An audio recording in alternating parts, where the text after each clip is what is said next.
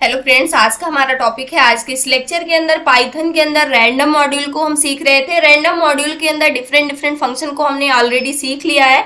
अब इसके अलावा कुछ और इम्पोर्टेंट फंक्शन होते हैं जिसको आज के इस लेक्चर के अंदर हम सीखने वाले हैं, जिसमें से सबसे पहले हम बात करेंगे जो हमारा यूनिफॉर्म फंक्शन होता है रैंडम मॉड्यूल के अंदर। सेकेंड होगा हमारे पास चॉइस नेम का फंक्शन।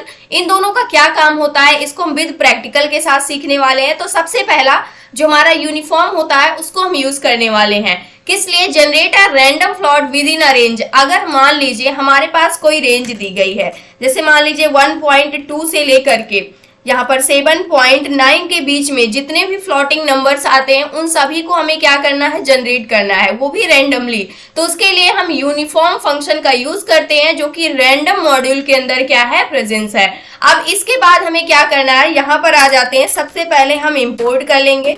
इंपोर्ट किसको करने वाले हैं? रैंडम को, यहाँ से जो हमारा मॉड्यूल है। अब इसके अंदर हम डायरेक्टली प्रिंट भी करने वाले हैं। तो यहाँ से हम सबसे पहले यूज करेंगे रैंडम डॉट।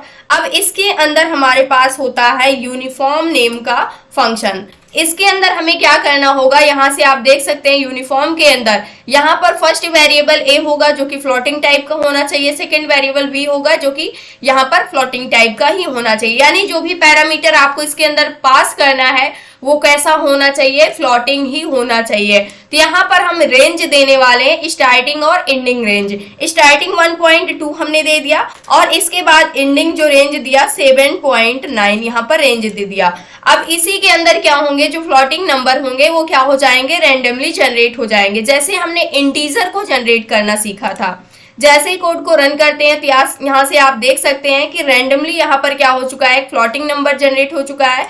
फिर से रन करते हैं तो यहाँ से आप देख सकते हैं हर टाइम्स यहाँ पर क्या होंगे? जो हमारे नंबर्स होंगे वो चेंज होंगे, क्योंकि यहाँ पर रैंडमली क्या हो रहे हैं? जनरेट हो रहे हैं। तो इस प्रकार से आप फ्लोटिंग नंबर को रैंडमली जनरेट कर सकते हैं। अब हम देखने वाले हैं यहाँ पर नेक्स्ट हमारे पास होता है चॉइस नेम का फंक्शन, जो कि रैंडम मॉड्यूल के अंदर प्रीडिफाइंड है।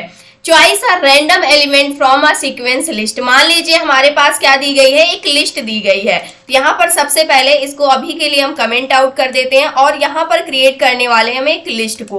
तो यहाँ पर लिस्ट ले लेते हैं और इसको नेम देने वाले हैं आइटम्स, और इसके इक्वल हम यहाँ पर लिस्ट लेंगे। सबसे पहले पाइथन ले लेते हैं, ये हमारे एलिमेंट्स होंगे। इसी प्रकार से सी हो गया, C++ हो गया। सिंगल इन्वर्टेड कॉमा के अंदर भी आप इसको रख सकते हैं या फिर डबल इन्वर्टेड कॉमा के अंदर, जैसे भी आप इसको रखना चाहें।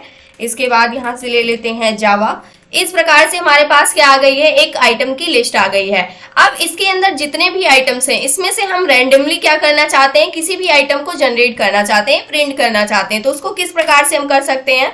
तो इसके लिए हम सबसे पहले प्रिंट भी करेंगे। यहाँ पर आ जाते हैं और रैंडम मॉड्यूल को लेते हैं। इसके अंदर हमारे पास फंक्शन होता है चॉइस नेम का। चॉइस नेम के फंक्शन को हम सेलेक्ट करेंगे और इसके अंदर हमें क्या करना है? उस ऑब्जेक्ट को पास करना है। इस फंक्शन के अंदर हम सीक्वेंस ऑफ ऑब्जेक्ट पास करते हैं, जो कि हमारे पास क्या है? आइटम्स है। तो यहाँ से हमने आइटम्स को क्या कर दिया? पास कर दिया। अब इसके बाद सेव करते हैं। सेव करने के बाद प्रोग्राम को रन करते हैं तो यहाँ पर आप देख सकते हैं सी प्रिंट में मिला हुआ है, जो कि एक रैंडम एलिमेंट यहाँ पर क्या हो रहा है? हमारे पास प्रिंट में आ रहा है। इस बार पाइथन आया हुआ है, इसके बाद जावा आया हुआ है, C++, C। इस प्रकार से रैंडमली क्या हो रहे हैं? जो एलिमेंट्स हैं वो हमें प्रिंट में मिल रहे हैं। तो ये वर्क होता है जो हमारे पास यूनिफॉर्म होता है एक फंक्शन। सेकंड हमारे पास जो चॉइस होता है, ये दोनों काफी ज्यादा यूज होते हैं। इसके अलावा रैंड इंट किस प्रकार से वर्क करता है? Simple random. उसके बाद रैंड रेंज, इन सभी को हमने ऑलरेडी डिस्कस कर लिया। तो जितने भी इंपॉर्टेंट फंक्शन थे उन सभी को हमने क्या कर लिया है?